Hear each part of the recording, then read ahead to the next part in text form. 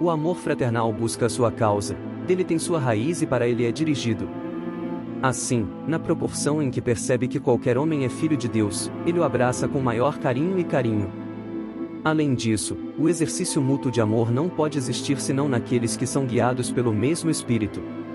É o mais alto grau de amor fraterno, portanto, que é aqui descrito por Cristo, mas devemos acreditar, por outro lado, que, como a bondade de Deus se estende a todo o mundo, devemos amar a todos, mesmo aqueles que nos odeiam. Todos os tipos de insultos e torturas, até que terminaram em sua morte na cruz, ele não ameaçou a vingança que ele tinha em seu próprio poder de executar, mas comprometeu-se com aquele que julga com retidão, o único fundamento sólido da paciência na aflição. Em todos esses casos, o exemplo de Cristo foi peculiarmente adaptado para a instrução de servos, que facilmente caem no pecado ou na astúcia, ofendendo seus companheiros de serviço ou ameaçando-os, o resultado natural da ira sem poder. A menos que um grão de trigo caia na terra, morra, ele permanece sozinho. Se um grão de trigo não morre ou apodrece, continua seco e infrutífero, mas a morte da semente tem o efeito benéfico de acelerá-la, para que possa dar frutos. Em resumo, Cristo compara sua morte à semeadura, que parece tender à destruição do trigo, mas ainda é a causa de um aumento muito mais abundante. Embora essa advertência fosse especialmente necessária naquele momento, ainda é de uso contínuo na Igreja. E, primeiro, devemos começar com o chefe. Essa terrível aparência de desgraça e maldição, que aparece na morte de Cristo, não apenas obscurece sua glória, mas a remove completamente de nossa visão. Portanto, não devemos limitar nossa atenção apenas à sua morte, mas devemos considerar igualmente o fruto que foi produzido por sua gloriosa ressurreição. Assim, não haverá nada para impedir que sua glória seja exibida em todos os lugares. Dele, devemos em seguida chegar aos membros, pois não apenas pensamos que perecemos na morte, mas nossa vida também é uma espécie de morte contínua. Portanto, seremos desfeitos, a menos que sejamos apoiados pelo consolo que Paulo mantém: se nosso homem exterior se deteriora, o homem interior é renovado dia após dia. e morra, todo o corpo ou substância do grão, exceto o germe, morre na terra ou se decompõe, e essa substância decomposta constitui o primeiro alimento do germe sensível, um nutrimento maravilhosamente adaptado a ele e adaptado para nutri-lo até torna-se vigoroso o suficiente para derivar seu apoio inteiramente do solo. Nisso Deus mostrou sua sabedoria e bondade. Evidentemente, nada poderia ser mais adequado do que essa provisão feita no próprio grão para as futuras necessidades do ter o germe. Permanece sozinho, não produz frutos. Permanece sem produzir a colheita rica e bonita. Assim, Jesus sugere que foi somente por sua morte que ele seria glorificado na salvação dos homens e nas honras e recompensas do céu. Vemos Jesus, que foi feito um pouco mais baixo que os anjos pelo sofrimento da morte, coroado de glória e honra. Humilhou-se e tornou-se obediente até a morte da cruz, portanto Deus também o exaltou muito, etc. Quem, pela alegria que lhe foi proposta, suportou a cruz, desprezando a vergonha, e está assentado à direita do trono de Deus. É o desígnio manifesto de Jesus aqui inculcar uma lição de humildade, ensiná-los pelo seu exemplo que eles deveriam condescender com os mais humildes ofícios em benefício de outros. Eles não devem se orgulhar, ser vaidosos e não querer ocupar um lugar baixo, mas considerar-se como servos um do outro e dispostos a fazer amizade entre si de todas as maneiras. E, especialmente, como eles deveriam ser fundadores da igreja e muito honrados, ele aproveitou a ocasião para alertá-los contra os perigos da ambição e ensiná-los, por um exemplo que eles não podiam esquecer, do dever de humildade. Leve meu jugo sobre você. Estranho paradoxo. Que um homem já cansado e sobrecarregado deve assumir um novo peso sobre ele, para ser aliviado e encontrar descanso. Mas esse conselho é semelhante ao ditado, Salmo 55 versículos 22 que diz, lança teu fardo sobre o Senhor, e ele te sustentará, ou seja, confie em sua alma e em suas preocupações, e ele carregará a si mesmo e a sua carga. Sou manso e humilde de coração. Onde quer que o orgulho e a raiva morem, não há nada além de trabalho mental e agonia, mas onde a mansidão e a humildade de Cristo habitam, tudo é suave, calmo, pacífico e quieto, pois a obra da justiça é paz, e o efeito da justiça, tranquilidade e segurança para sempre. Isaías 32 versículos 17. Que esta mente esteja em você, que também estava em Cristo Jesus.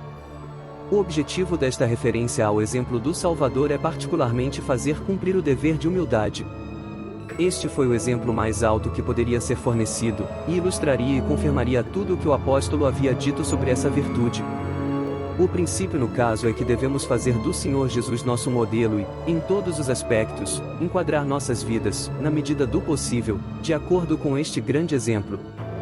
O ponto aqui é que ele deixou um estado de glória inexprimível e tomou sobre ele a forma mais humilde da humanidade, e realizou os mais humildes ofícios, para que ele pudesse nos beneficiar.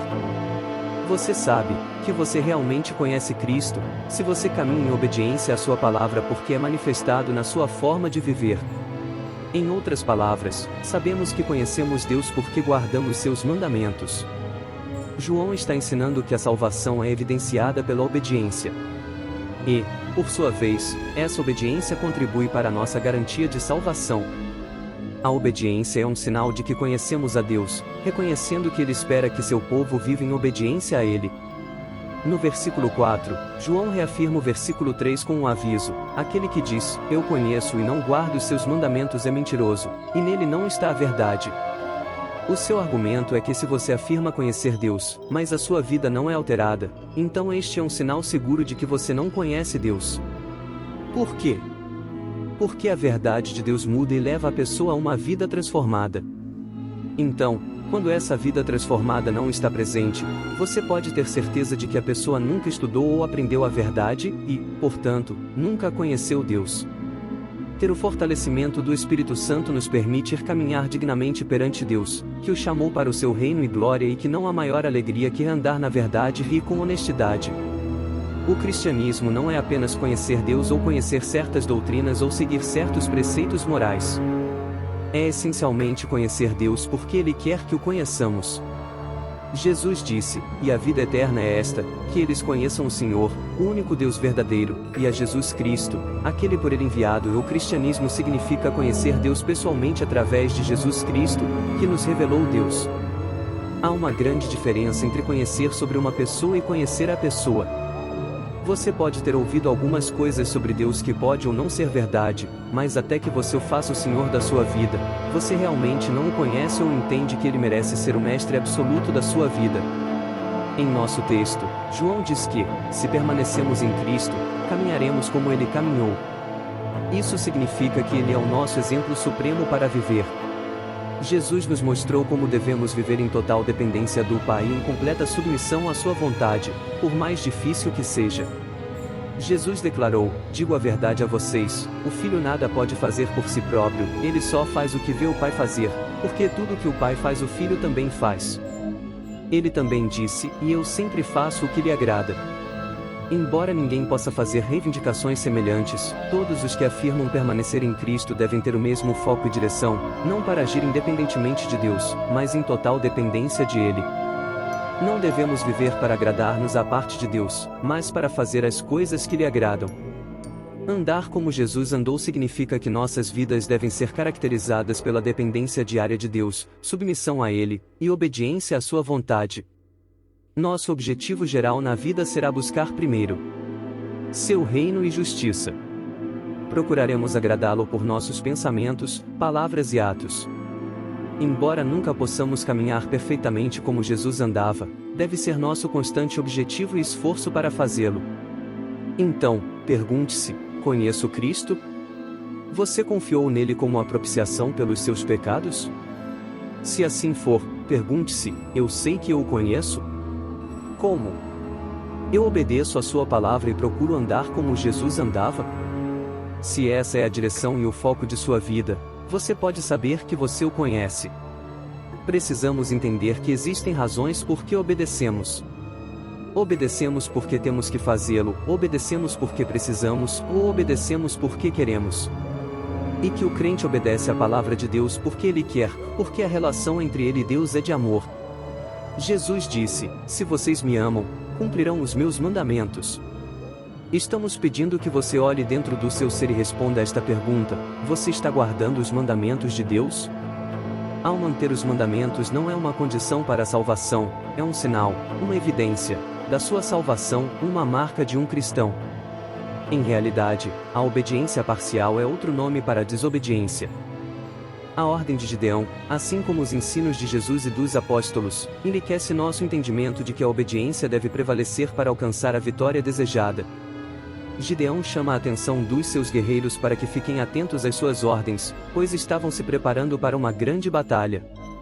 Aqueles homens não deveriam desviar sua atenção para outras coisas, ter distração, demonstrar medo ou até mesmo ter dúvidas sobre quem estava lhes liderando, pois poderiam fracassar na batalha. Os olhares de todos deveriam estar fitos no seu comandante. Para nós cristãos, não é diferente.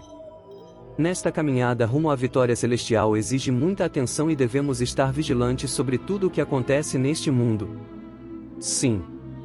Temos inimigos muito ferozes. Todo cristão deve estar atento aos ensinos e ordens do nosso capitão por excelência, Jesus Cristo.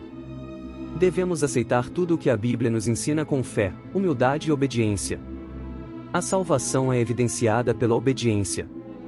Assim como Gideão venceu a batalha, nós ganharemos nossa salvação por obedecer ao nosso Deus. Para isso deveremos estar atento à sua voz e olhando para Ele que é o autor e consumador da fé, o qual, pelo gozo que lhe estava proposto, suportou a cruz, desprezando a afronta, e assentou-se à destra do trono de Deus.